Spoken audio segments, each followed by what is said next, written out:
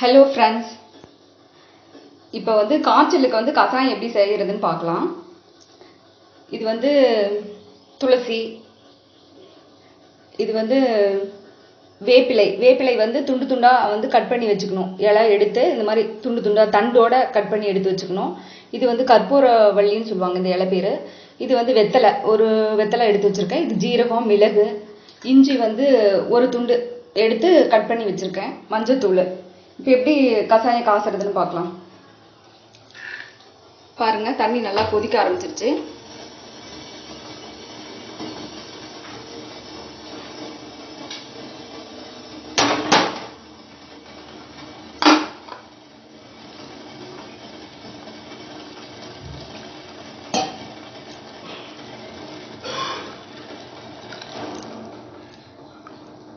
மஞ்சள் போட்டாச்சு.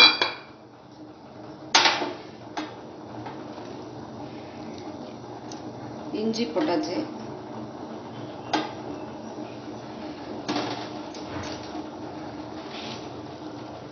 ஜீரக மிளகெல்லாம் போட்டாச்சு.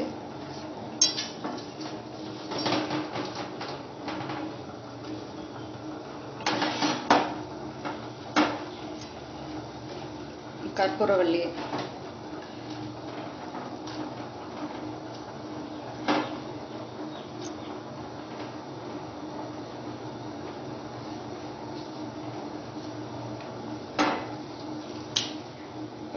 வெத்தலை எல்லாம் போட்டுக்கலாம்.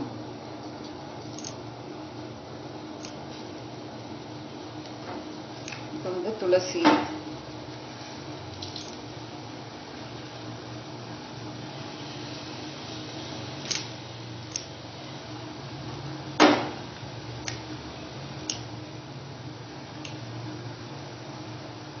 இதை போட்டு நல்லா தண்ணி ஒரு டம்ளர் ஒரு 2 டம்ளர், பெரிய டம்ளரில் 2 டம்ளர் தண்ணி வச்சுருக்கேன். அது 1 டம்ளர் வர அளவுக்கு நல்லா காய்ச்சணும். இதை நல்லா கொதிக்க விடணும்.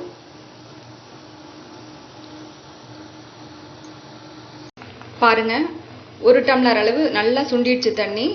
இப்போ எடுத்து வடிகட்டிடலாம். பாருங்க, கஷாயம் ரெடி ஆயிடுச்சு. காய்ச்சல், சளி எது இருந்தாலும் இதை ட்ரை பண்ணுங்க. இந்த மாதிரி கஷாயம் வச்சு ட்ரை பண்ணுங்க. உடனே 2 மினிட்ஸ்லயே சரியாயிடும். கொஞ்சம் வெது வெதுப்பான சூடில் குடிங்க, அப்பதான் சரியாகும். சரிங்களா? உடனே வேர்க்க ஆரம்பிச்சு காய்ச்சல், சளி ரெண்டுமே விட்டு போயிடும். எந்த வைரஸ் காய்ச்சலாக இருந்தாலும் சரியாயிடும்.